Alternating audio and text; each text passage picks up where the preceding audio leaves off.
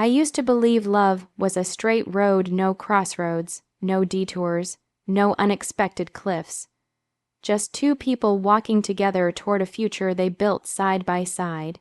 For 5 years, I walked that road with Emily, convinced she was walking it with equal devotion. Looking back now, I realize I was the only one checking the map, while she treated the journey like a vacation she could leave at any time. Emily entered my life like sunlight breaking through heavy clouds. I was quiet, careful with my words, someone who preferred listening over speaking. She was the opposite, vibrant, impulsive, endlessly talkative. She had a way of making dull rooms glow and tired people laugh. When she chose me, I felt like the world had finally noticed someone who'd always been invisible. Our relationship wasn't dramatic.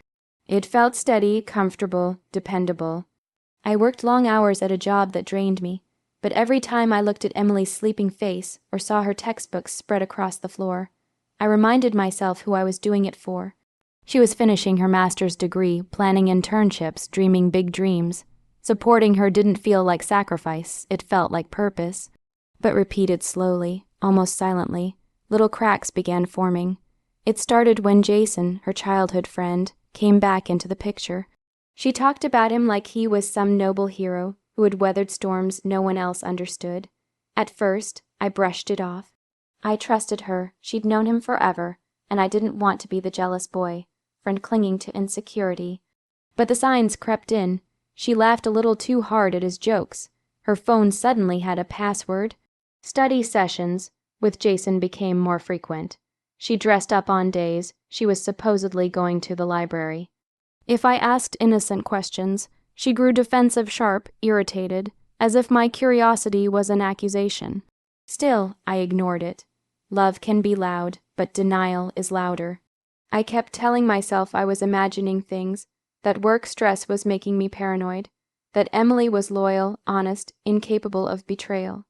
I convinced myself so thoroughly that I still went out and bought a ring, a simple silver band with a tiny diamond, nothing extravagant because I wanted to propose in a way that felt real, intimate. I planned to take her to the lake where we had our first date, where she once told me she could imagine growing old with me. I rehearsed the speech a dozen times, imagining her crying, laughing, saying yes. I didn't know the truth was waiting for me just days later, ready to collapse everything I had built with blind devotion.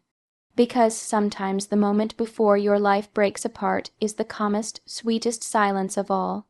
The truth didn't arrive with thunder or dramatic music. It came quietly, almost politely, like it didn't want to disturb the peace I had wrapped myself in. But that's how heartbreak works. Soft footsteps, then a knife. It was a Wednesday evening. Emily had just come home from her supposed overtime shift. She kissed my cheek in a distracted way, like someone greeting a distant relative rather than a partner. She went straight to the shower, humming a song I didn't recognize. I was cooking dinner, stirring a pot of pasta, trying to remind myself that things were fine. We were fine, we had to be. Her phone buzzed against the kitchen counter. Normally, I wouldn't have even looked. I never went through her messages or asked who she was texting. Trust used to be my strength. Now I see it was my weakness. The screen lit up with a preview that sliced my breath short. Jason, I can still taste you. The world didn't explode. It froze. Even the boiling pot behind me seemed to go silent. I stared at the message, reading it once, twice, 10 times, hoping the words would rearrange into something innocent. But betrayal is clear, even when you try to blur it. I didn't touch the phone. I couldn't. My hands felt numb, my chest tight, as if my ribs were closing in around my heart. Emily came out of the hallway moments later, hair wrapped in a towel, her favorite pink robe tied loosely around her. She looked casual, peaceful, as if she hadn't just set fire to the life we built. "Aiden, you okay?" she asked, noticing my face. I didn't speak. I just lifted her phone and showed her the screen. Her expression didn't crumble the way I expected. She didn't gasp or apologize. All the reactions I imagined, the ones you see in movies, never came. Instead, she froze in irritation, like someone who had been caught breaking a small rule. Her first words were, "You weren't supposed to see that. Not I'm sorry. Not it's not what it looks like. Not even guilt." Just annoyance.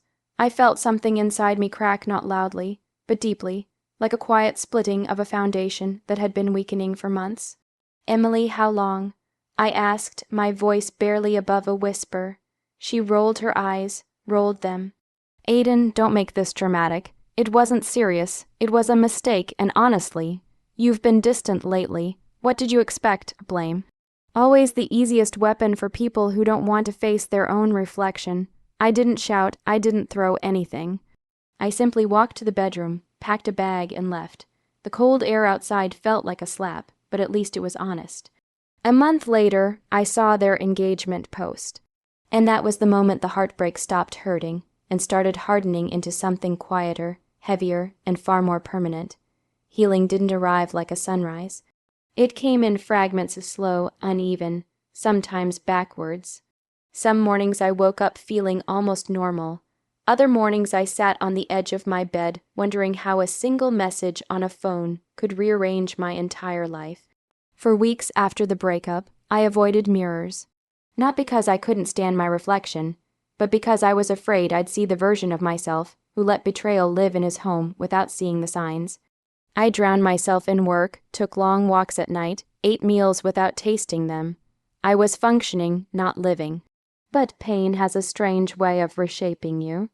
After enough silent mornings and lonely dinners, I woke up one day and realized I was tired of grieving someone who chose someone else, tired of replaying conversations I could never rewrite, tired of carrying heaviness that never belonged to me. So I started small. I deleted Emily's number. Then I unfollowed her online, then I removed the pictures. Each step was like loosening a knot tied tightly around my heart. Therapy helped too. My therapist didn't give me magical answers, but she gave me tools, questions to ask myself, space to breathe, permission to feel. For the first time in months, I started taking care of myself, not just the wounds. Work improved.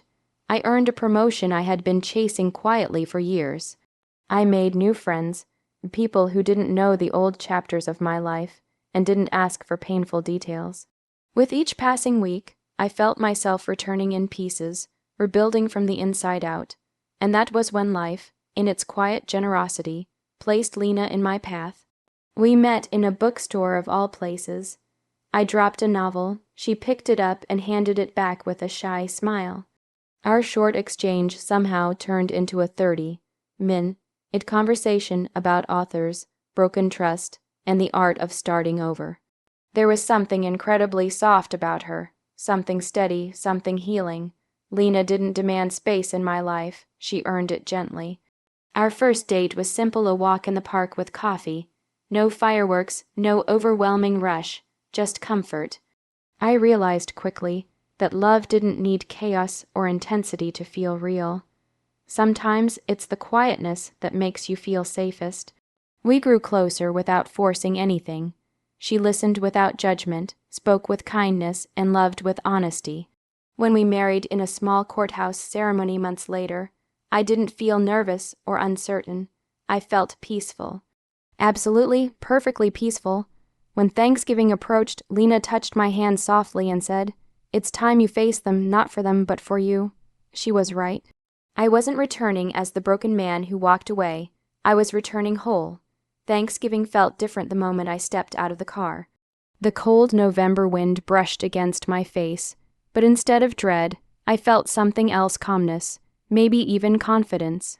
Lena squeezed my hand gently. "I'm right here," she whispered. Inside, the house smelled like cinnamon, roasted turkey, and memories I hadn't touched in nearly 2 years. My family welcomed me with warm arms and louder voices than I remembered. My mother hovered around me, touching my face, insisting I looked healthier, brighter, like someone who finally sleeps. Lena fit in instantly. She laughed with my sister, helped my mom finish the gravy, and charmed my cousins with her soft humor. Watching her move through the room felt like watching sunlight land where darkness used to sit. Then the front door opened. Emily and Jason walked in. The room seemed to pause for a single heartbeat. Emily froze mid-step when she saw me standing beside Lena. Jason offered a stiff nod, his eyes darting everywhere except toward mine. They weren't expecting me.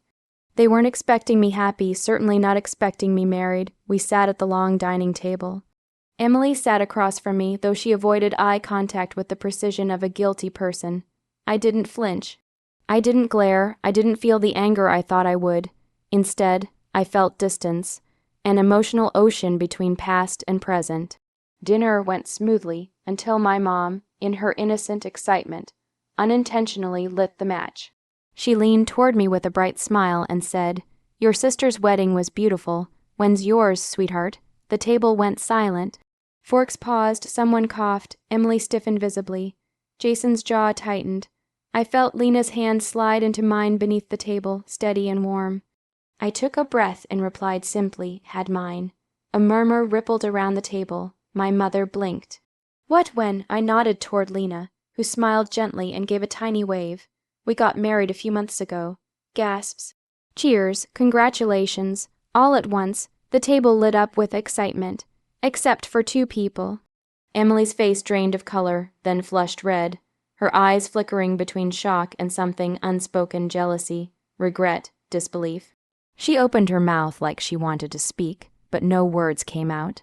Jason stared down at his plate as if it held all the answers he had lost. My sister asked, "Why didn't you tell us sooner?" I smiled softly. I wanted to keep something peaceful. Some things are better protected when they're quiet. Lena rested her head lightly against my shoulder. Her presence was a quiet victory, no drama, no shouting, no need to settle old scores. After dinner, as we stepped outside into the cool night, Emily followed us to the porch. For a moment, she looked like she wanted to say something. An apology, maybe. Closure, a plea. I would never know, because she didn't speak. She just watched as I walked away with the woman I chose, the woman who chose me back. And for the first time, the past didn't pull at me, it didn't sting, it didn't matter. Sometimes the sweetest revenge is simply living a life they can no longer reach. And that's exactly what I did.